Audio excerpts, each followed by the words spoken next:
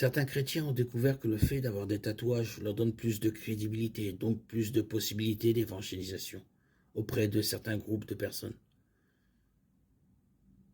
De toute évidence, un tatouage d'une croix est meilleur qu'un tatouage d'un crâne enflammé, d'une femme nue ou d'un démon.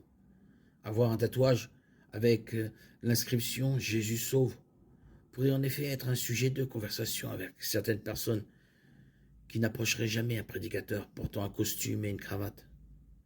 Certains citent Apocalypse 19,16 comme exemple de Jésus ayant peut-être un tatouage sur sa cuisse. Roi des rois et Seigneur des seigneurs. La question n'est pas nécessairement se faire tatouer est-il un péché, la question est plutôt se faire tatouer est-il une bonne et nécessaire chose à faire. 1 Corinthiens 10,23 déclare « Tout est permis, mais tout n'est pas utile. Tout est permis, mais tout n'est pas constructif. » Les tatouages chrétiens peuvent être permis, mais sont-ils bénéfiques et constructifs? Dans 1 Corinthiens 9, 22-23, Paul s'exclame « Je me suis fait tout à tous, afin d'en sauver par tous les moyens quelques-uns. Je fais tout cela à cause de l'Évangile. Devenir tout pour sauver quelques-uns est peut-être la seule bonne raison de se faire tatouer. Si le fait d'avoir un tatouage ouvre véritablement des portes à l'évangélisation qui seraient autrement fermées, se faire tatouer serait probablement qualifié, selon la qualification de Paul, de devenir tout.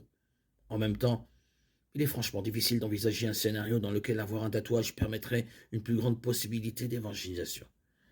Si une personne ne vous écoute pas en raison de l'absence d'un tatouage, il est très peu probable qu'une telle personne vous écoute véritablement en raison de la présence d'un tatouage. Cela dit, la conclusion fondée sur la Bible semble être que les tatouages chrétiens sont autorisés, mais il est très douteux qu'ils puissent être considérés comme bénéfiques et constructifs. Un chrétien qui envisage de se faire tatouer devrait prier pour la sagesse et demander au Seigneur de lui fournir des motivations pures et du discernement. Jacques 1,5.